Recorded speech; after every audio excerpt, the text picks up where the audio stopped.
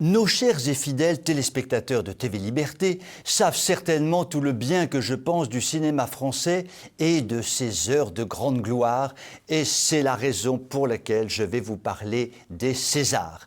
La 46e cérémonie des Césars, dont vous avez déjà entendu parler bien sûr, qui s'est tenue récemment sur nos écrans, a certainement permis d'écrire parmi les plus belles pages de son épopée, commencée il y a un peu plus d'un siècle, grâce au génie des frères Lumière, immortalisant sur une pellicule devenue mythique l'entrée d'une locomotive fumante dans la gare de La Ciotat.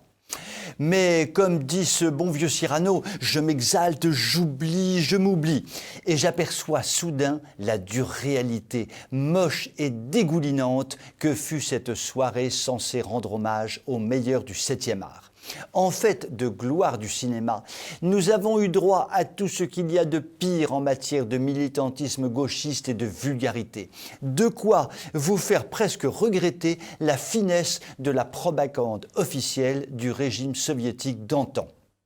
Un enfilage de perles avariées, tout aussi consternantes les unes que les autres, sur tous les sujets les plus stupidement politiquement corrects du temps. Et vive le communautarisme, et vive l'islamo-gauchisme, et à bas les ignobles cathos, et vive les intermittents du spectacle éternel sacrifié de l'histoire.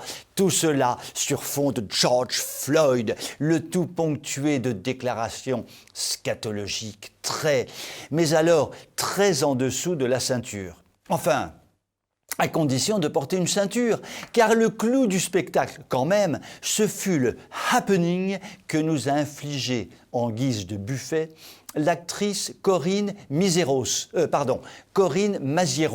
déambulant en peau d'âne, puis nue comme un ver de terre, ce qui n'est pas très valorisant pour les vers de terre qui n'en demandaient pas tant.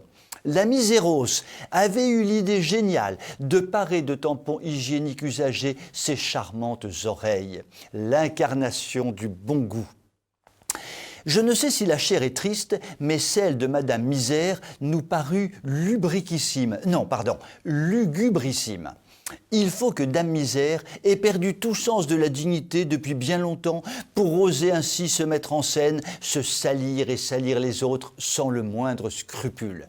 Pour ceux qui en doutaient, vous pouvez toujours regarder le replay sur Canal+ et vous convaincre définitivement que le cinéma français a sombré de manière irrécupérable dans la fange et la perversion, et si complet.